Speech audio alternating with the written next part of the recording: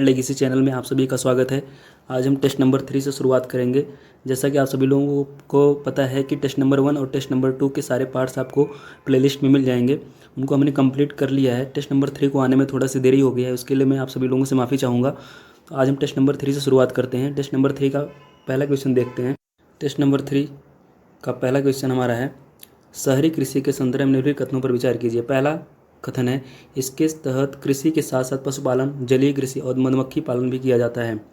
दूसरा कथन है, यह नगरीय ऊष्मा द्वीप प्रभावों का मुकाबला करने के लिए, नगरीय ऊष्मा द्वीप का मतलब है हीट आइलैंड, ठीक है, साथ ही शहरों के लिए फेफड़ों की भूमिका निभाता है। और तीसरा कथन है, इससे जैविक कृषि कचरे को डंप करने हेतु अधिक लैंडफिल की आवश्यकता होती है। देखिए, शहरी कृषि के हमें जो है तीनों कथनों को चेक करके बताना है कि इनमें से कौन सा कथन सही है। पहला कथन जो है, इसमें इसके तहत कृषि के साथ साथ पशुपालन और जलीय कृषि और मधुमक्खी पालन भी किया जाता है। शहरी कृषि में ये तीनों चीज़ें जो हैं समाहित हो जाती हैं, तो हमारा पहला कथन सही हो जाता है। और दूसरा है, यह नगरीय ऊष्मा द्वीप यानी हीट आइलैंड के प्रभावों का मुकाबला करने के साथ साथ शहरों के लिए फेफड़ों की भूमिका निभाता है। ये भी बात सही है। और तीसरा है, इससे जैविक कृषि कचरे को डंप करने हेतु अधिक लैंडफिल की आवश्यकता होती है। तीसरे वाले कथन में गलती है, इसलिए तीसरा कथन गलत है। अब गलती क्या है? गलती इसमें यह है कि इससे जैविक कृषि कचरे को डंप करने हेतु अधिक लैंडफिल की आवश्यकता होती है। पहली बात तो लैंडफिल की आवश्यकता तो होती है, लेकिन अधिक लैंडफिल की आवश्यकता नहीं होती है, क्योंकि जैविक कृषि में जो भी कचरा होता है उसको हम जो है कहीं भी आसानी से उसको जो है खाद के रूप में उपयोग में ला सकते हैं। इसलिए हमें बहुत ज़्यादा लैंडफिल की आवश्यकता नहीं होती है जिससे इसको डंप करने की ज़रूरत पड़े। इसके माध्यम से हमारा तीसरा कथन गलत होता है और पहला दूसरा सही होता है। पहला दूसरा सही होते ही हमारा सी जो है राइट आंसर हो जाएगा, ठीक है। अब हमारा सी इसका ऑप्शन सही होता है, ठीक है। अब थोड़ा हम शहरी कृषि के बारे में जान लेते हैं कि शहरी कृषि के बारे में और भी थोड़ी इन्फॉर्मेशन को ऐड ऑन कर लेते हैं। देखिए, शहरी कृषि यानी अर्बन एग्रीकल्चर, शहरी क्षेत्रों या उसके आसपास की जाने वाली जो भी कृषि होती है उसको अर्बन कृषि या अर्बन एग्रीकल्चर के नाम से भी जाना जाता है। इसके अंतर्गत जो है खाद्य, गैर खाद्य उत्पादन जैसे पशुपालन हो गया, जलीय कृषि हो गया, मधुमक्खी पालन जैसी जो भी गतिविधियाँ की जाती हैं, इनको जो है शहरी कृषि के अंतर्गत शामिल किया जाता है। जो भारतीय शहरों के अंतर्गत जो है मानव उपभोग के लिए जो भी सब्जियां होती हैं, फल होते हैं और फूलों की जो खेती की जाती है वो भी जो है शहरी कृषि के अंतर्गत ही समाहित किया जाता है। अब इनके बहुत सारे लाभ भी हैं। जैसे इनको सामुदायिक स्तर पर क्या किया जाता है कि खाद्य सुरक्षा प्रदान करने के लिए काफ़ी ज़्यादा बड़ी मात्रा में जो है खाद्य भंडार की एक जो है पूरक के रूप में भी कार्य करता है, ठीक है। ये हीट आइलैंड जो भी शहर होते हैं वहाँ पे कंक्रीट सबसे ज़्यादा आपको दिखाई देता है, वहाँ पे जो है कच्ची ज़मीन कम दिखाई देती है। इसलिए सूर्य की रोशनी पड़ने से जो है बहुत ज़्यादा जो है टेम्परेचर बढ़ जाने की वजह से हीट आइलैंड बन जाता है। और जबकि वहाँ पर जब हम अर्बन एग्रीकल्चर को शामिल कर लेते हैं तो उससे जो है हीट आइलैंड वाली जो समस्या होती है काफ़ी हद तक कम हो जाती है, जिससे जो है वो एक तरीके के हमारे जो शहरों के लिए जो लंग्स के रूप में कार्य करता है। जो जैसे हमारा शरीर में जो लंग्स होता है उसके संदर्भ में अगर हम बात करें तो वो जो है हमारे लिए लंग्स के रूप में कार्य करता है, जो अर्बन एग्रीकल्चर होता है, ठीक है। और बाकी हमने ये सारी चीज़ें आपको बता ही दिया है। पहला दूसरा सही है और तीसरा गलत है, तो हमारा सी ऑप्शन जो है राइट हो जाता है, ठीक है। क्वेश्चन नंबर 2 कहता है कि ऋग्वेद के संबंध में निम्नलिखित कथनों पर विचार कीजिए। पहला कथन है, ऋग्वेद में 1028 सूक्त हैं जिन्हें 10 पुस्तकों में व्यवस्थित किया गया है, जिन्हें मंडल के नाम से जाना जाता है। प्रत्येक मंडल को अनुवक नामक कई वर्गों में विभाजित किया गया है। तीसरा है, राजसूय यज्ञ और समेध यज्ञों का आयोजन प्रधानों और राजाओं द्वारा किया जाता था। यहाँ पे ऋग्वेद के संदर्भ में जो भी तीनों बातें दी गई हैं, ये तीनों बातें सही हैं, तो हमारा तीनों कथन जो है सही होता है, तो हमारा ऑप्शन डी जो है राइट आंसर हो जाता है, ठीक है। चलिए आगे बढ़ते हैं। ऋग्वेद के संदर्भ में जो है थोड़ा बहुत और इन्फॉर्मेशन को हम ऐड ऑन करते हैं। ऋग्वेद जो है 10 पुस्तकों जिन्हें मंडलों के रूप में भी जाना जाता है, इनमें 1028 सूक्त और 10,600 छंदों से युक्त पुरानी एक तरीके की जो है कृति है, जिसमें 1500 और 1000 ईसा पूर्व के बीच लिखा गया था, ठीक है। ऋग्वेद जो है अग्नि, इंद्र और सोम जैसे देवताओं की स्तुति का एक संग्रह है। यहाँ पे यज्ञों के समय इनका स्रोत का उच्चारण किया जाता था, जैसे लोग मवेशी, बेटे, स्वास्थ्य, लंबी आयु इत्यादि के लिए प्रार्थना किया करते थे, ठीक है। प्रत्येक मंडल को अनुवक नामक कई वर्गों में विभाजित किया गया था। सूक्त मंत्रों का जो है समूह होता है। सूक्त, अगर हम आपसे पूछें कि सूक्त क्या चीज़ है, तो सूक्त जो है मंत्रों का समूह होता है। सूक्त में मंत्रों की संख्या तय नहीं होती है। कुछ सूक्तों में मंत्रों की संख्या कम होती है, जबकि अन्य मंत्रों में संख्या अधिक होती है। ठीक है, चलिए आगे बढ़। Question number 3। क्वेश्चन नंबर तीसरे में पहला कथन सही है, दूसरे में गलती ये गलत है। दूसरे में गलती ये है कि 1859 में अहमदाबाद में कपास आपूर्ति संघ की स्थापना न होकर के 1859 में जो है ब्रिटेन के मैनचेस्टर में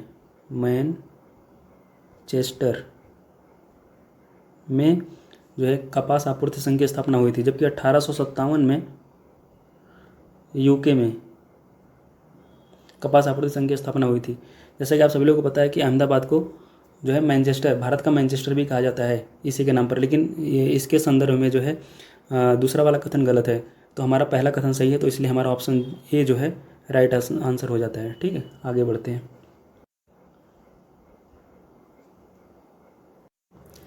क्वेश्चन नंबर 4 की तरफ चलते हैं।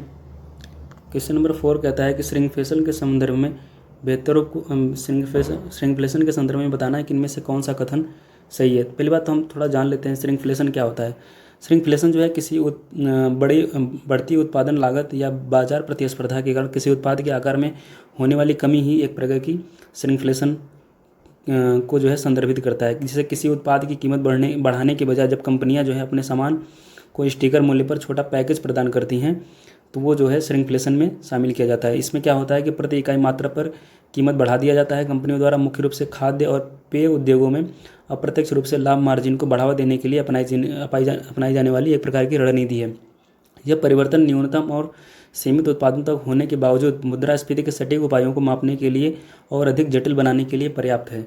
ठीक है, अब इसके संदर्भ में अगर हम देखते हैं तो इसमें से कौन सा कथन सही है, तो पहला वाला तो गलत ही दिख रहा है। दूसरा, यह घटती मुद्रास्फीति के कारण किसी देश के सकल घरेलू उत्पाद में कमी है, ये भी बात गलत है।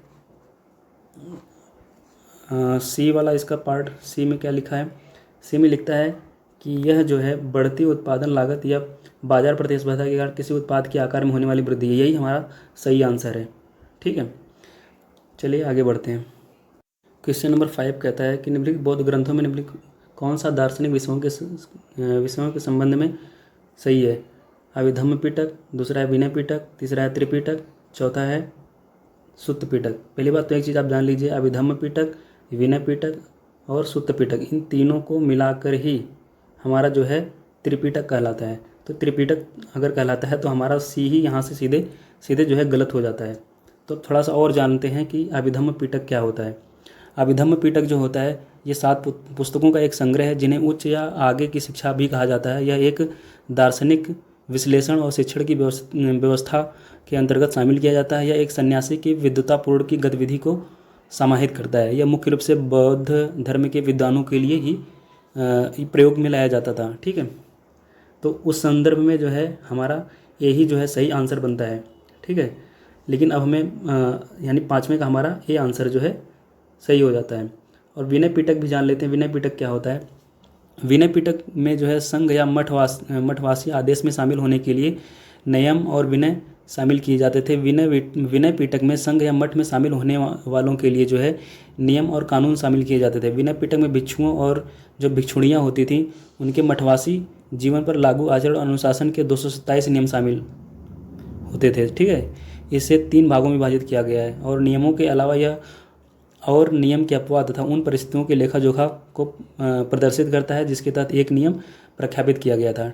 और सुत्त पिटक को जान लेते हैं कि सुत्त पिटक क्या होता है। सुत्त पिटक में जो है मुख्य शिक्षा और धर्म शामिल होता है, जिसमें 5 निकाय या संग्रह में विभाजित किया गया है। जिसे ये लंबी शिक्षाएँ जिसे दीर्घ निकाय बोला जाता है, मध्यम लंबाई की शिक्षाएँ जिसे मध्यम निकाय भी बोला जाता है, सामान्य विषयों के अनुसार छोटी शिक्षाओं के समूह जिसे संयुक्त निकाय भी बोला जाता है, चर्चा के द्वारा किए गए विषय जिसे अंग्योत्तर निकाय बोला जाता है, जिसे चर्चा किए गए विषयों को शामिल किया जाता है। ये व्यवस्थित संग्रह तथा कविता और गद्य पद्य दोनों में ही संग्रहित किए गए हैं। तो हमने जान लिया कि विनय पिटक क्या होता है, सुत्त पिटक क्या होता है और अभिधम्म पिटक क्या होता है। और बौद्ध ग्रंथों में कौन सा दार्शनिक विषयों से संबंधित, दार्शनिक विषय में मैंने बता दिया कि अभिधम्म पिटक ही है। ठीक है, ये 7 पुस्तकों का संग्रह है। तो इन तीनों को मिलाकर ही हमारा जो है बनता है त्रिपिटक। ठीक है, चलिए आगे बढ़ते हैं। क्वेश्चन नंबर 6 पे क्वेश्चन नंबर 6 में कहता है ये ऑलिव रिडले टर्टल्स के संदर्भ में जो है पूछता है कि इनमें से कौन सा कथन सही है। 4 कथन दिए गए हैं, पहला पढ़ते हैं, हम देखते हैं क्या कहता है। यह कछुए प्रशांत, अटलांटिक और हिंद महासागर के गर्म जल में पाए जाते हैं, ये बात सही है। दूसरा है, ये अरिबाडा नामक अपने अनोखे सामूहिक घोंसलों के लिए भी जाने जाते हैं, ये भी बात सही है। ये जो भी कथन सही हो रहे हैं, ये आप लोगों के लिए एक तरीके का इन्फॉर्मेशन है, आप लोग इसको जो है कहीं ना कहीं पर नोट डाउन कर लीजिएगा, ठीक है।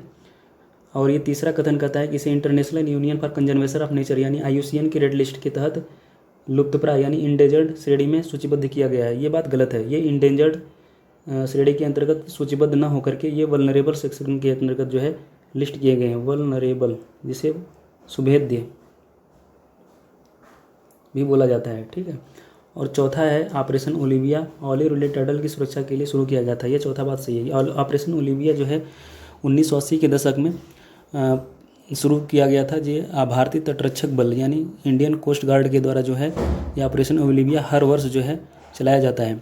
यह ऑपरेशन जो है एक तरीके के नवंबर और दिसंबर तक जो है चलने वाले ऑलिव रिडले टर्टल्स के द्वारा जो भी अंडे दिए जाते हैं उनको सुरक्षा प्रदान करने के लिए और उनके बच्चों को सुरक्षा प्रदान करने के लिए शुरू किया गया था। तो उस संदर्भ में हमारा पहला, दूसरा और चौथा कथन सही होता है, तो हमारा ऑप्शन ए जो है राइट आंसर हो जाता है, ठीक है। चलिए आगे बढ़ते हैं। क्वेश्चन नंबर 7 पे चलते हैं। सहायक संधि के संदर्भ में निम्नलिखित कथनों पर विचार कीजिए। सहायक संधि जैसा कि आप सभी लोगों को, एक सेकेंड, क्वेश्चन नंबर 7 कहता है कि सहायक संधि के संदर्भ में निम्नलिखित कथनों पर विचार कीजिए और बताइए कि इनमें से कौन सा कथन सत्य है। जबकि आप सभी लोगों को पता है कि सहायक संधि जो है 1798 में लॉर्ड वेलेस्ली द्वारा और उसके सहायक संधि की एक तरीके की शुरुआत थी। सहायक संधि के तहत जो है अंग्रेज और बाहरी खतरे और आंतरिक अव्यवस्था के खिलाफ भारतीय शासकों की रक्षा के लिए सहमत हुए थे, लेकिन बदले में सहायक संधि स्वीकार करने वाले जो भारतीय शासक थे उनको जो है ब्रिटिश दल की तैनाती के लिए सहमत होना था, जिसके रखरखाव के लिए वे अंग्रेज़ों को सब्सिडी का भुगतान करने के लिए तैयार हुए थे, ठीक है।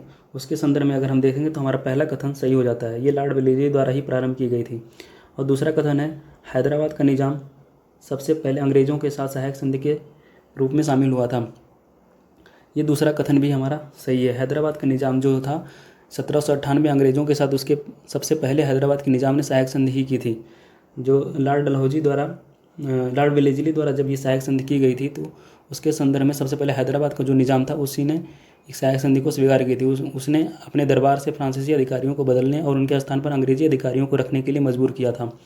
उन्होंने सेना के रखरखाव के लिए अंग्रेज़ों को बेल्लारी और कुडप्पा के क्षेत्र भी प्रदान कर दिए थे। सहायक संधियों ने महाराजाओं, नवाबों की रियासतों का निर्माण किया, जिनमें से वे थे कोचीन, जिसको 1791 में उन्होंने जो है निर्माण किया। जयपुर का निर्माण 1794 में और त्रावणकोर का 1795 में।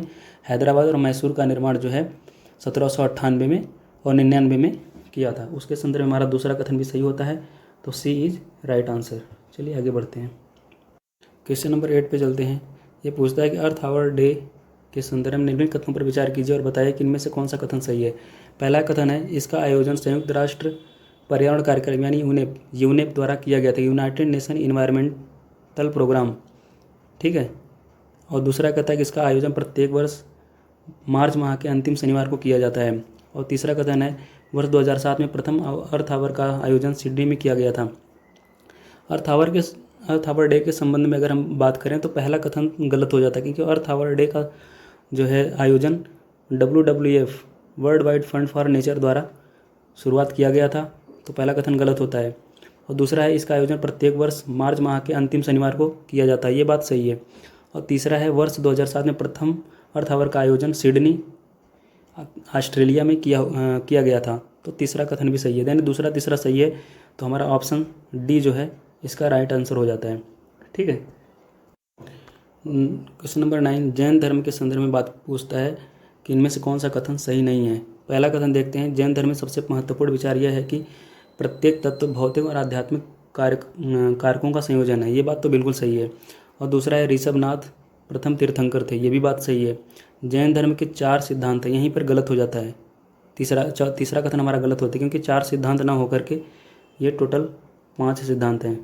और 5 सिद्धांतों में पहला सिद्धांत हमारा है, इसका जो जैन धर्म का है, इसका पहला सिद्धांत है अहिंसा, सत्य, अस्तेय, अपरिग्रह यानी चोरी न अस्तेय मतलब चोरी न करना, अपरिग्रह मतलब धन का संचय नहीं करना, ब्रह्मचर्य निरंतरता का निरीक्षण करना।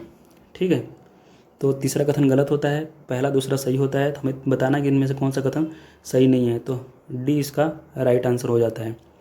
ठीक है, थोड़ा सा और जान लेते हैं जो अपनी इन्फॉर्मेशन को ऐड ऑन करते हैं जैन धर्म के संदर्भ में।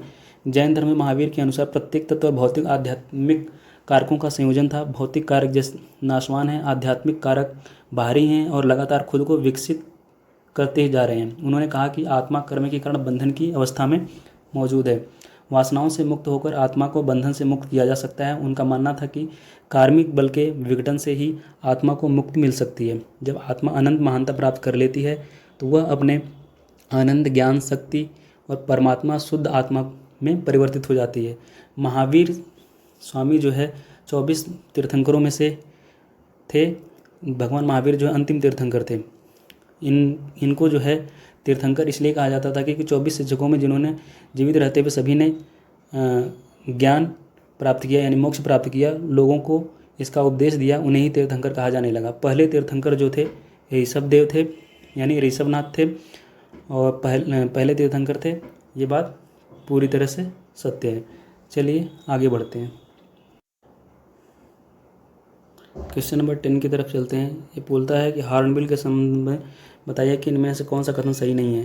पहला कहता है कि उपोष्णकटिबंधीय वनों में हॉर्नबिल कैनोपी वृक्षों के साथ साथ एक सहजीवी संबंध में रहते हैं।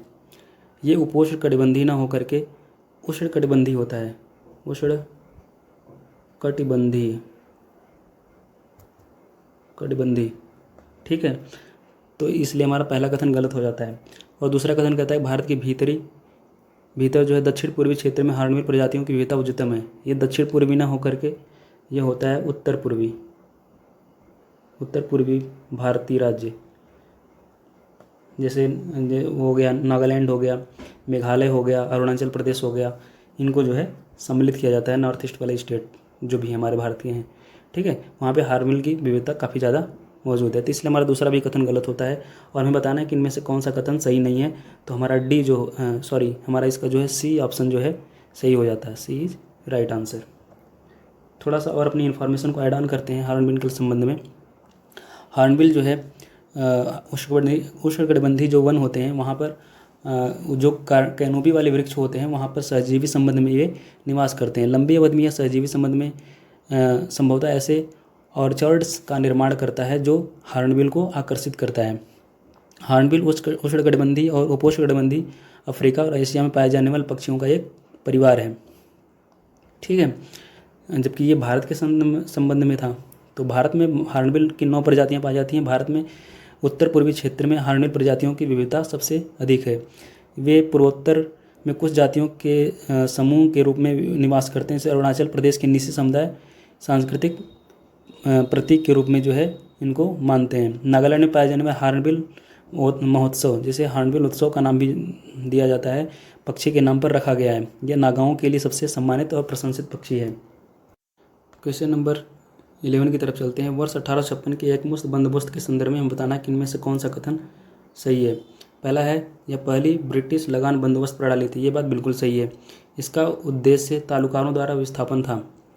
ये भी बात सही है, यानी सी हमारा ऑप्शन जो है राइट होता है। तो इसका सी सही आंसर हो जाता है। थोड़ा सा अपनी इन्फॉर्मेशन को ऐड ऑन करते हैं कि जो है इसके संदर्भ में हमारा कौन सा कथन सही है। तो हमारा बता दिया कि सी इसका सही आंसर है। तो एकमुश्त बंदोबस्त के बारे में थोड़ा सा और जान लेते हैं। वर्ष 1856 में लगान बंदोबस्त प्रणाली, एकमुश्त प्रणाली इस मान्यता पर आधारित था कि तालुकेदार जो होते हैं बिचौलिए थे, जिनके पास ज़मीन का मालिकाना हक मौजूद नहीं होता था। उन्होंने बल और धोखाधड़ी के जरिए अपना प्रभुत्व स्थापित कर लिया था। एकमुश्त बंदोबस्त में तालुकादारों को उनकी ज़मीन से बेदखल जब किया जाने लगा तो उन्होंने जो है उसको विस्थापित कर दिया। तालुकादारों के विस्थापन का मतलब ये था कि ये पूरी तरह से सामाजिक व्यवस्था का एक तरीके से भंग हो जाना था। वफादारी और संरक्षण के संबंध में जो किसान को तालुकादार से बांधते थे वो अस्त व्यस्त होने लग गया। तो अंग्रेज़ों से पूर्व के जो तालुकादार थे वे लोगों के उत्पीड़न किया करते थे, लेकिन उनमें से कई ऐसे भी थे जो उदार पिता की छवि रखते थे, क्योंकि वे किसानों से तरह तरह के रूप में धन को वसूला करते थे, लेकिन बुरे समय में किसानों की सहायता भी किया करते थे। इसलिए हमारा पहला और दूसरा कथन जो है सही होता है, तो सी इज राइट आंसर। चलिए आगे बढ़ते हैं। क्वेश्चन नंबर 12 देखते हैं। ये बूमा कैप्चरिंग तकनीक का उपयोग किया जाता है। बूमा कैप्चरिंग तकनीक का उपयोग जो है स्तनधारियों को पकड़ने के लिए किया जाता है। बूमा कैप्चरिंग जो है ज़्यादातर ये अफ्रीका कॉन्टिनेंट में प्रयोग में लाई जाती है। जो भी जंगली जानवर होते हैं उनको पकड़ने के लिए एक फनल शेप में जो है आकृति का निर्माण कर देते हैं, एक जगह का निर्माण कर देते हैं जहाँ पर जानवरों को एक तरफ से घुसाते जाते जो है एंटर कराते जाते हैं, प्रवेश कराते जाते हैं, जहाँ पर सारे के सारे जानवर एक जगह इकट्ठा हो जाते हैं, तो उनको कैप्चर कर लेते हैं यानी पकड़ लेते हैं। उसी तकनीक का प्रयोग करके जो है भारत में भी बहुत सारे पशुओं को जो है पकड़ने के लिए, जंगली पशुओं को पकड़ने के लिए जो है प्रयोग में लाया गया। ज़्यादातर जंगली हाथियों को पकड़ने के लिए ये जो है प्रयोग किया गया है।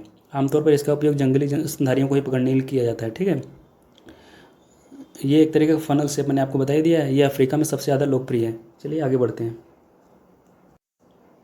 बौद्ध धर्म के संबंध में थोड़ी सी और अपनी इन्फॉर्मेशन का ऐड ऑन करते हैं। बौद्ध धर्म का जो हीनयान संप्रदाय था, उसको हीनयान का मतलब छोटा वाहन, जिसे परित्यक्त वाहन या दोषपूर्ण वाहन के रूप में भी जाना जाता है। यह बुद्ध की मूल शिक्षाओं या बड़ों के सिद्धांत के रूप में भी विश्वास करता है।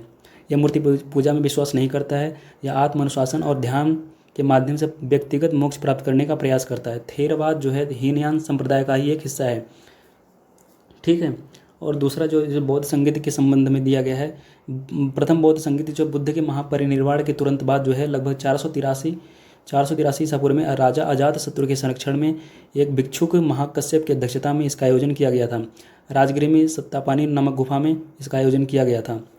संगीत बुद्ध की शिक्षाओं और शिष्यों के लिए नियमों और उनको संरक्षित करने के उद्देश्य से आयोजित की जाती थी। इस परिषद के दौरान बुद्ध की शिक्षाओं को 3 पीठकों में विभाजित किया गया था। ये 3 पीठक मैंने आप सभी लोगों को पिछले क्वेश्चन में बता दिया है। आप लोग जो है कमेंट करके बताइए 3 पीठक कौन कौन से थे। प्रारंभ में सिर्फ जो है पुरुष ही संघ में सम्मिलित हुआ करते थे। बाद में महिलाओं को भी अनुमति मिलने लग गई। बौद्ध धर्म के अनुसार जो है महाप्रजापति गौतमी भिक्षुणी बनने वाली प्रथम महिला थी। ठीक है, चलिए आगे बढ़ते हैं। क्वेश्चन नंबर 14 की तरफ चलते हैं। इसमें सुपर कंप्यूटर के संदर्भ में बताना है कि इनमें से कौन सा कथन सही है। ठीक है, पहला है पेटाफ्लॉप सुपर कंप्यूटर की प्रसंस्करण यानी प्रोसेसिंग गति की एक माप है, ये बात सही है। दूसरा है परम शिवाय IIT BHU में स्थापित किया गया पहला सुपर कंप्यूटर है इंडिया के संदर्भ में, ये भी बात सही है।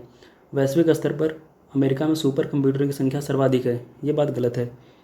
ये अमेरिका ना होकर के चीन है। चीन जो है वैश्विक स्तर पर सुपर कंप्यूटर की संख्या में सर्वाधिक है। और चौथा है राष्ट्रीय सुपर कंप्यूटिंग मिशन संयुक्त रूप से विज्ञान एवं प्रौद्योगिकी विभाग, department of science and tech, इलेक्ट्रॉनिकी और सूचना प्रौद्योगिकी मंत्रालय ministry of electronic and information technology द्वारा संचालित किया जा रहा है। चौथा कथन भी सही है। तीसरा गलत है, तो हमारा पहला दूसरा चौथा सही होते ही option B is right answer. ठीक है, तो बहुत सारी इन्फॉर्मेशन यहाँ पे आप लोगों को मिली है, इसको कहीं ना कहीं आप लोग नोट कर लीजिएगा। काफ़ी ज़्यादा जो है महत्व है। सुपर कंप्यूटिंग मिशन का जो है राष्ट्रीय सुपर कंप्यूटिंग मिशन जो है इसकी शुरुआत 2015 में की गई थी। सुपर कंप्यूटिंग ग्रेड के माध्यम से देश में अनुसंधान क्षमताओं के संवर्धन के उद्देश्य से इसे लॉन्च किया गया था। ठीक है, इसे राष्ट्रीय ज्ञान नेटवर्क नेशनल नॉलेज नेटवर्क की भूमिका में महत्वपूर्ण जो है योगदान प्रदान कर रहा है। ठीक है, और इसे centre for development of advance computing CDAC Pune और IISc बेंगलुरु द्वारा क्रियान्वित किया जा रहा है। इसको आप लोग नोट कर लीजिएगा। इसे संचालित जो किया जा रहा है ये MITI और DST के द्वारा किया जा रहा है, जबकि क्रियान्वित जो है CDAC और IISc बेंगलुरु द्वारा किया जा रहा है। ठीक है, चलिए आगे बढ़ते हैं। क्वेश्चन नंबर 15 कहता है कि निम्नलिखित कथनों पर विचार कीजिए और बताइए कि इनमें कौन सा कथन सही है। पहला किया गया है कि 17वीं शताब्दी में मद्रास, कलकत्ता और बॉम्बे महत्वपूर्ण बंदरगाह शहर बन गए थे। और दूसरा है शिमला की स्थापना गोरखा युद्ध के दौरान हुई थी। और तीसरा है वर्ष 1864 में वायसराय जॉन लॉरेंस ने आधिकारिक तौर पर अपनी परिषद को शिमला में स्थानांतरित कर दिया था। पहला कथन जो दिया गया है, पहला कथन गलत है क्योंकि 18वीं शताब्दी तक जो है कलकत्ता, मद्रास और बॉम्बे महत्वपूर्ण बंदरगाह बन गए थे। ये 17वीं शताब्दी नहीं होगा, इसलिए पहला कथन गलत है। शिमला की स्थापना गोरखा युद्ध के दौरान हुई थी, ये बात सही है। वर्ष 1864 में वाइसराय जॉन लॉरेंस ने आधिकारिक तौर पर अपने परिषद को जो शिमला में स्थानांतरित करता है, ये बात भी सही है। तो दूसरा तीसरा सही होते ही हमारा ऑप्शन बी जो है राइट आंसर हो जाता है। अपनी इन्फॉर्मेशन को थोड़ा ऐड ऑन करते हैं और उसको इंक्रीज करते हैं। 18वीं शताब्दी में जब मद्रास, कलकत्ता और बम्बई महत्वपूर्ण रूप से बंदरगाह बन चुके थे, तो ईस्ट इंडिया कंपनी ने अपने कारखाने इन्हीं बस्तियों में बनाए। यूरोपीय कंपनियों के बीच प्रतिस्पर्धा के कारण सुरक्षा के उद्देश्य से इन बस्तियों की किलेबंदी कर दी गई थी। मद्रास में जो फोर्ट सेंट जॉर्ज और कलकत्ता में फोर्ट विलियम और बम्बई में फोर्ट, ये इलाके ब्रिटिश आबादी के रूप में जाने जाते थे। जो शिमला था, वर्तमान जो शिमला है, इसकी स्थापना गोरखा युद्ध 1815 में जो हुआ था उस दौरान की गई थी। अंग्रेज़ मराठा युद्ध जो 1818 में हुआ था, इसके कारण अंग्रेज़ों की दिलचस्पी माउंट आबू जो राजस्थान में है में बना, जबकि दार्जिलिंग को वर्ष 1835 में सिक्किम के राजाओं से छीन लिया गया था। ठीक है, चलिए आगे बढ़ते हैं। H2O के संदर्भ में अगर हम देखते हैं, पूछता है कि H2O पहल के संदर्भ में लिखित कथनों पर विचार कीजिए और बताइए कि इनमें से कौन सा कथन सही है। पहला है, इस पहल के तहत स्कूली छात्रों द्वारा प्रस्तुत भारतीय नदियों के संरक्षण पर केंद्रित कहानियों पर आधारित एनिमेटेड फिल्मों का विमोचन किया गया। इस पहल को संयुक्त राष्ट्र शैक्षिक, वैज्ञानिक और सांस्कृतिक संगठन यानी United Nation for educational, scientific and cultural organization UNESCO और राष्ट्रीय स्वच्छ Ganga mission, national mission for clean Ganga के साथ संयुक्त रूप से शुरू किया गया था। ये बात भी सही है, पहला दूसरा दोनों सही है। इस संदर्भ में आप लोग इसको नोट डाउन कर लीजिएगा, काफ़ी इंपॉर्टेंट तथ्य है ये। ठीक है, सी इसका राइट आंसर हो जाता है। चलिए आगे बढ़ते हैं। क्वेश्चन नंबर 17, स्तूपों के संदर्भ में बात की गई है। स्तूप क्या होते हैं? स्तूप जो है, अगर इसके संस्कृत वर्ड पर जाएं तो स्तूप का मतलब होता है टीला। ठीक है, इसका जो है अगर शुरुआत की बात करें, ये इसका एक गोलार्ध लिए हुए एक मिट्टी के टीले से होता है, जिससे बाद में अंडा कहा जाने लगा। धीरे धीरे इसकी संरचना जो है ज़्यादा जटिल हो गई, जिसमें कई चौकोर और गोल आकारों का संतुलन बनाया गया। अंडे के ऊपर एक हर्मिका होती थी। यह छज्जे जैसा जो है ढांचा देवताओं के घर का प्रतीक था। इससे जो है स्तूपों का प्रयोग ज़्यादातर जो है बौद्ध धर्म में किया जाता है, जो ऐसे संरचना होती है। यहाँ पे एक हर्मिका होती है, ठीक है, यहाँ पर कुछ संरचना इस तरह की बनी होती है, ऐसा ही होता है। ठीक है, और इसमें पहला कथन दिया गया है कि जो है इनकी उत्पत्ति एक साधारण अर्धगोलाकार टीले के रूप में की गई थी। ये पहली बात सही है। स्तूपों की रेलिंग और स्तंभों पर मिले शिलालेखों के निर्माण हेतु किए गए दान को अंकित किया गया था, ये भी बात सही है। इस संदर्भ में दोनों बात सही है, तो सी हमारा राइट आंसर हो जाता है। ठीक है, तो स्तूपों की वेदिकाओं और स्तंभों पर मिले अभिलेखों से इन्हें बनाने और सजाने के लिए दिए गए दान का पता चलता है। कुछ दान राजाओं के द्वारा दिए गए थे, जैसे सातवाहन वंश के राजा जो थे, और तो कुछ दान जो है शिल्पकार और व्यापारियों की श्रेणियों द्वारा दिए गए थे। उदाहरण के लिए सांची के एक तोरण द्वार का हिस्सा हाथी दांत का काम करने वाले शिल्पकारों के दान से बनाया गया था। सैकड़ों महिलाएं जो है और पुरुषों ने दान अभिलेखों में अपना नाम बताया है। कभी कभी वे अपने गाँव या शहर का नाम बताते हैं और कभी कभी अपने पैसे और रिश्तेदारों के नाम भी बताते हैं। इन इमारतों को बनाने में भिक्षुओं और भिक्षुणियों ने भी दान दिया था। ठीक है, चलिए आगे बढ़ते हैं। क्वेश्चन नंबर 18, कवच। यह एक स्वचालित सुरक्षा प्रणाली है। पहला ही कथन इसका सही है। अभी जो है न्यूज़ में काफ़ी ज़्यादा ये रहा है। यह भारत की स्वचालित सुरक्षा प्रणाली है, जो ट्रेन कोलिजन बचाव प्रणाली यानी ट्रेन TCAS, जिसे ट्रेन कोलिजन एडवांस सिस्टम के नाम से भी जाना जाता है, 2012 से विकासशील है, जिसे कवच नाम दिया गया है। ये अभी काफ़ी ज़्यादा हाल ही में जो है न्यूज़ में बना हुआ था। यह इलेक्ट्रॉनिक उपकरणों और रेडियो फ्रिक्वेंसी आइडेंटिफिकेशन RFID उपकरणों का एक सेट है। RFID रेडियो फ्रिक्वेंसी आइडेंटिफिकेशन, ठीक है, जो लोकोमोटिव तथा सिग्नलिंग सिस्टम के साथ साथ पटरियों में जो है स्थापित किया गया है। वे ट्रेनों के ब्रेक को नियंत्रित करने के लिए अल्ट्रा हाई रेडियो फ्रिक्वेंसी का उपयोग करके एक दूसरे से जुड़े रहते हैं तथा ड्राइवरों को सतर्क भी करते रहते हैं। ये सभी प्रोग्राम के आधार पर संचालित होते हैं। ठीक है, इसका आंसर जो है ए हो जाता है हमारा। चलिए आगे बढ़ते हैं। क्वेश्चन नंबर 19 पे चलते हैं। 19 कहता है कि बॉम्बे में वास्तुकला के संदर्भ में निम्नलिखित कथनों पर विचार कीजिए। पहला है नवगैथिक शैली की विशेषता केवल ऊंची छतों, नुकीले मेहराब और उसकी व्यापकता का अलंकरण है। दूसरा है विक्टोरिया टर्मिनस नवगैथिक शैली का उदाहरण है। तीसरा है हाइब्रिड इंडो सौरसैनिक वास्तुकला शैली इस तरह की है जिसमें 19वीं शताब्दी में विकसित भारतीय और यूरोपीय वास्तुकला के तत्वों को शामिल किया गया था। बॉम्बे वास्तुकला में अगर हम बात करें तो पहला कथन तो सही है, विक्टोरिया टर्मिनस नवगैथिक शैली का उदाहरण, ये भी बात सही है। हाइब्रिड इंडो सौरसैनिक वास्तुकला शैली तो है जिसमें जो है भारतीय और यूरोपीय वास्तुकला के तत्वों को शामिल किया गया था, लेकिन ये 19वीं शताब्दी ना होकर के ये जो है ये था 20वीं शताब्दी में। ठीक है, अगर ये 20वीं शताब्दी तो ये सही हो जाता, लेकिन हमारा पहला कथन दूसरा यहाँ पर 19वीं शताब्दी दिया गया है, इसलिए हमारा ये वाला कथन जो है गलत होता है। पहला और दूसरा सही होता है, तो हमारा ऑप्शन जो हो जाता है इसका राइट आंसर हो जाता है। ठीक है, थोड़ा सा और अपनी इन्फॉर्मेशन को ऐड ऑन करते हैं। नवगौथिक शैली में क्या होता है, इसमें ऊंची उठी हुई छतें, ऊंची नोकदार मेहराबें, बारीक साज सज्जा होती है। गौथिक शैली का जन्म इमारतों खासतौर से गिरजाघरों से हुआ था जो मध्यकाल में उत्तरी यूरोप में काफ़ी बड़ी मात्रा में बनाए गए थे। नवगौथिक शैली में इंग्लैंड में 19वीं शताब्दी के मध्य के दौरान बनाया गया था। ठीक है, यह वही समय था जब बम्बई में सरकारी बुनियादी ढांचे का निर्माण कर रही थी, उसके लिए यह शैली चुनी गई थी।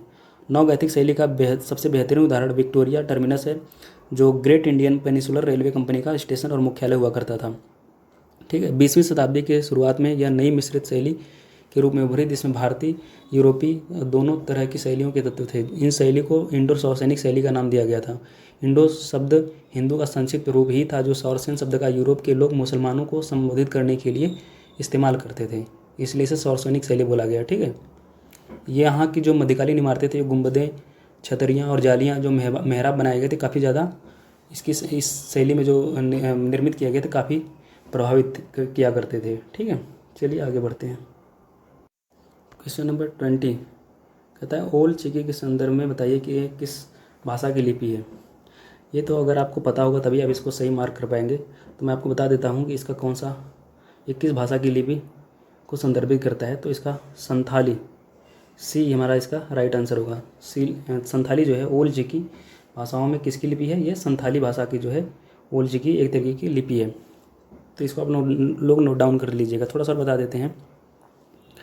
वर्ष जो है 2003 में जब 92 में संविधान संशोधन किया गया था, उस दौरान संथाली को भारतीय संविधान की 8वीं अनुसूची में बोडो, डोगरी और मैथिली भाषाओं के साथ साथ भारतीय आधिकारिक भाषा के रूप में सूचीबद्ध कर दिया गया। टुलू भाषा को तिगलारी लिपि में लिखा जाता है, बोडो भाषा को देवनागरी लिपि में लिखा जाता है, डोगरी भाषा को डोगरी लिपि में लिखा जाता है। अब आपको ये बताना है कि भाषा से संबंधित संवैधानिक प्रावधान जो है कितने आर्टिकल से कितने आर्टिकल तक संविधान में उल्लिखित है। आप लोगों को जो है कमेंट बॉक्स में कमेंट करके ये बताना है। ठीक है, चलिए आगे बढ़ते हैं। क्वेश्चन नंबर 21 की तरफ चलते हैं। इसमें प्राचीन भारत एंशिएंट इंडिया से पूछा गया क्वेश्चन है। एंशिएंट इंडिया के संदर्भ में, जो प्राचीन भारत के संदर्भ में विवाह नियमों के संदर्भ में पूछा गया, यानी एक तरीके का सोशियोलॉजी से संबंधित क्वेश्चन है। पहला पूछता है विवाह नियमों के संदर्भ में बताना है इनमें से कौन सा कथन सही है। पहला लिखा गया गोत्र प्रणाली विवाहों में सगोत्र विवाह को सुनिश्चित करने के लिए किया गया था। दरअसल पहली बात तो सगोत्र विवाह ना होकर के ये अपने गोत्र से अलग, अपने गोत्र से बाहर विवाह को जो है सुनिश्चित किया गया था, इसलिए पहला कथन गलत हो जाता है। और दूसरा है धर्मशास्त्रों में वर्णित नियम समाज के सभी वर्गों पर बाध्यकारी थे। ये सभी धर्मों पर बाध्यकारी ना होकर के एक तरीके से जो है समाज के जो कुछ वर्ग ब्राह्मणवादी मानदंडों के खिलाफ थे, इन्होंने इस नियम की उपेक्षा भी की थी, इसलिए उनके जो है सभी धर्मों पर आध्यकारी नहीं हो सकते थे, इसलिए दूसरा कथन भी गलत हो जाता है। तो हमारा इसका डी जो है ऑप्शन सही हो जाता है, क्योंकि कोई भी कथन इसमें से राइट नहीं है। ठीक है, थोड़ा सा और इसके बारे में जानकारी लेते हैं। जहाँ प्रतिवंश को आगे बढ़ाने के लिए पुत्र महत्वपूर्ण थे, वहाँ इस व्यवस्था में पुत्रियों को अलग तरीके से देखा जाता था। पैतृक संसाधनों पर उनका कोई अधिकार नहीं हुआ करता था।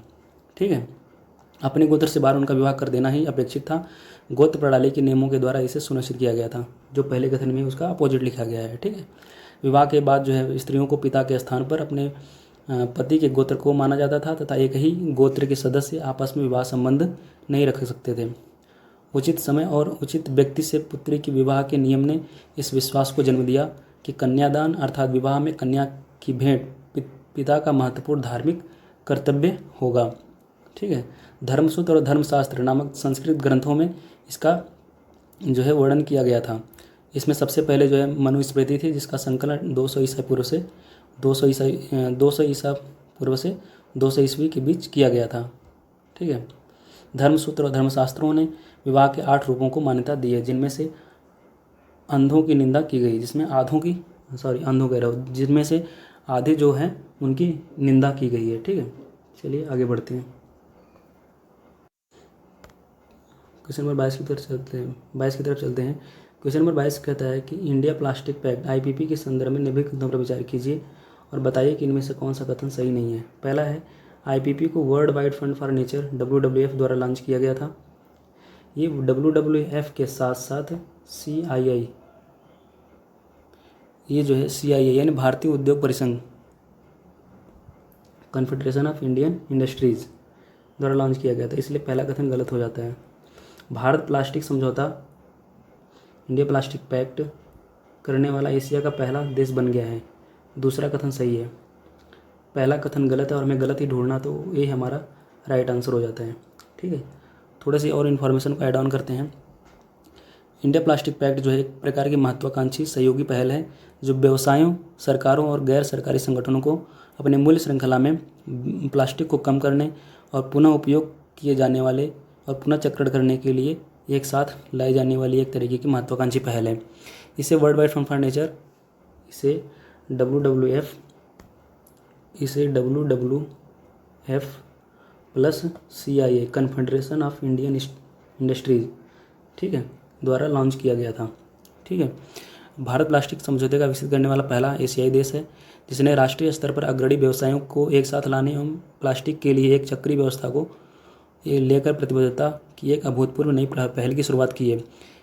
इंडिया प्लास्टिक पैक्ट का विजन, लक्ष्य और महत्वाकांक्षा एलन मैकआर्थर फाउंडेशन की न्यू प्लास्टिक इकोनॉमी और सर्कुलर इकोनॉमी सिद्धांतों के अनुरूप है। समझौते का उद्देश्य जो वर्तमान रैखिक लीनियर प्लास्टिक सिस्टम यानी रैखिक प्लास्टिक प्रणाली को एक सर्कुलर प्लास्टिक अर्थव्यवस्था में बदलना है। ठीक है। इसका उद्देश्य सार्वजनिक निजी सहयोग को बढ़ावा देना तथा जो प्लास्टिक को खत्म करने वाले समाधानों को सक्षम बनाता है, पैकेजिंग डिजाइन में नवाचार लाना, हमारे द्वारा उपयोग किए जाने वाले प्लास्टिक मूल्यों को ग्रहण करता है। ठीक है। चलिए आगे बढ़ते हैं। पहला कथन है इसमें क्वेश्चन नंबर 23 में कि भारत के इतिहास के संदर्भ में हमें बताना है कि जो ये घटनाएं हुई हैं उनके आरोही कालानुक्रम क्या हुए। ठीक है। इनके बढ़ते हुए क्रम में हमें सजाना है। बारदोली में किसान आंदोलन ये कब हुआ था? ये 1928 में। ठीक है। और कांग्रेस मंत्रियों का इस्तीफा जो हुआ था इसको भी छोड़ते हैं। और गांधी इरविन समझौता जो हुआ था ये 3 मार्च को हुआ था, 3 मार्च 1931। ठीक है। और द्वितीय गोलमेज सम्मेलन ये 4 दिसंबर 1931, 4 दिसंबर 1931। ठीक है। तो अगर हम इसको सजाते हैं दूसरे वाले को, अभी थोड़ा सा होल्ड ऑन रखते हैं। ये जो कांग्रेस मंत्रियों का इस्तीफा था ये 1939 में हुआ था, ये 1939 में हुआ था। ठीक है। अब इसको अगर हम सजाएं तो पहले आएगा पहला 1928 और तीसरा 3 मार्च 1931 और चौथा 4 दिसंबर 1931, फिर लास्ट में आएगा 1939 कांग्रेस मंत्रियों का इस्तीफा जो हुआ था। तो पहला, तीसरा, चौथा, दूसरा, तो हमारा ए इसका राइट आंसर हो जाता है। ठीक है। चलिए आगे बढ़ते हैं। क्वेश्चन नंबर 24 की तरफ चलते हैं। निम्नलिखित कथनों पर विचार कीजिए और बताना है कि इनमें से कौन सा कथन सही है। महात्मा गांधी के नाम पर एक ग्रीन ट्रायंगल का अनावरण मेडागास्कर की राजधानी एंटानानारिवो में किया गया था। दूसरा है, गांधी जी वर्ष 1893 में दादा अब्दुल्ला नामक व्यापारी के एक कानूनी सलाहकार के रूप में सेवा करने के लिए डरबन, नटाल पहुँचे। तीसरा है, टॉलस्टॉय फार्म को सत्याग्रह का जन्मस्थान माना जाता है, लेकिन फिनिक्स फार्म में सत्याग्रह को संघर्ष के हथियार के रूप में ढाला गया था। देखिए पहला जो कथन है गांधी जी के संदर्भ में, ये बात सही है, मेडागास्कर के राजधानी एटाना नार्वियो में ही किया गया था ग्रीन ट्रायंगल का अनावरण। और दूसरा है गांधी जी 1893 में दादा अब्दुल्ला नामक व्यापारी कानूनी सलाहकार की सेवा करने के लिए डरबन पहुंचे थे, ये भी बात सही है। तीसरा वाला कथन जो है इसको आपस में एक्सचेंज कर दिया गया है। ये टॉलस्टॉय फर्म को सत्याग्रह का जन्म स्थान न मान करके टॉलस्टॉय फर्म को जो है सत्याग्रह को संघर्ष के हथियार के रूप में ढाला गया था। और ये फिनिक्स फर्म है, इस फिनिक्स फर्म को सत्याग्रह का जन्म स्थान माना जाता था, यानी इन दोनों को आपस में एक्सचेंज कर दिया गया है, इसलिए हमारा तीसरा वाला कथन गलत हो जाता है। पहला दूसरा सही होता है, पहला दूसरा सही होती है, हमारा ऑप्शन बी जो है इसका राइट आंसर हो जाता है। क्वेश्चन नंबर 25 की तरफ चलते हैं। पूछा है कि निम्नलिखित पर विचार कीजिए और बताइए कि इनमें से कौन सा कथन सही है। पहला है मध्य एशिया से आए शकों को म्लेच्छ कहा जाता था। और दूसरा कथन है संस्कृत ग्रंथों और शिलालेखों में व्यापारियों को नामित करने के लिए वणिक शब्द का उपयोग किया गया था। दोनों बातें सही हैं, तो हमारा सी इसका राइट आंसर हो जाता है। थोड़ा सा और जानते हैं। शक जो है मध्य एशिया से भारत आए थे, ब्राह्मण मलेच्छ बर्बर अथवा अन्य देशी मानते थे। ब्राह्मण जो है मलेच्छ बर्बर या अन्य देशी इनको मानते थे जो मध्य एशिया से भारत आए थे। किंतु संस्कृत के संभवतः आरंभिक अभिलेखों में से एक में प्रसिद्ध शक राजा रुद्रदामन द्वारा सुदर्शन झील के जीर्णोद्धार का वर्णन मिलता है। इससे यह ज्ञात होता है कि शक्तिशाली मलेच्छ जो है संस्कृतीय परिपाटी से अवगत थे। संस्कृत के ग्रंथ और अभिलेखों में व्यापारियों के लिए वणिक शब्द का प्रयोग किया जाता था। हालांकि शास्त्रों में व्यापार को वैश्यों की जीविका बताया जाता है। अन्य स्रोतों में अधिक जटिल परिस्थिति देखने को मिलती है। इससे जैसे शूद्रक के नाटक मृच्छकटिकम में जो है नायक चारुदत्त को ब्राह्मण वणिक बताया गया है। 5वीं शताब्दी ईसा के एक अभिलेख में 2 भाइयों को क्षत्रिय वणिक कहा गया जिन्होंने एक मंदिर के निर्माण के लिए धन दान दिया था। ठीक है, तो हमारा इसका सी जो है ऑप्शन सही हो जाता है। ठीक है, इसको आज हम अपना इसके टेस्ट नंबर 3 के 25वें क्वेश्चन तक आज हम यहीं पर रखते हैं। बाकी आगे के जो 26 से बाकी के जो क्वेश्चन हैं उसको हम पार्ट 2 में कंप्लीट करने की कोशिश करेंगे। ठीक है, चलिए इसको आज यहीं पर रखते हैं। आप लोगों का बहुत बहुत धन्यवाद।